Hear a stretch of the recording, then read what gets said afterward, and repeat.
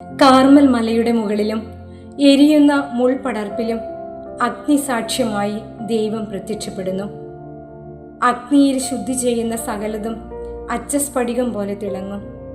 യേശുവാകുന്ന അഗ്നിയിൽ ശുദ്ധീകരിക്കപ്പെടുവാൻ കത്തിജ്വലിച്ചു നിൽക്കുന്ന ആ ദിവ്യ തേജസ്സിലേക്ക് ഞാനൊന്ന് വിട്ടുകൊടുത്താൽ എൻ്റെ ജീവിതത്തിൻ്റെ പുകപടലങ്ങൾ മാറിപ്പോകും. പകരം ജ്വലനം സംഭവിച്ചു കഴിഞ്ഞ തീക്കട്ട പോലെ പ്രകാശിതമാകും എൻ്റെ അന്തരംഗം. കുരിശിലെ ക്രൂശിതൻ്റെ അഗ്നി ലോകം മുഴുവനെയും ജ്വലിപ്പിക്കാനുള്ളതായിരുന്നു. ആ ജ്വലനമേറ്റപ്പോൾ പലരും മാനസാന്തരത്തിൻ്റെ വഴിയിലേക്ക് നടന്നു. ഒരിക്കലും കത്തിയമർന്ന് ചാരമായി പോകാത്ത അഗ്നിയാണ് യേശുനാഥൻ. സ്വയം ജ്വലിച്ച് മറ്റുള്ളവരെ ജ്വലിപ്പിക്കുന്ന തീക്കട്ടയാണവൻ.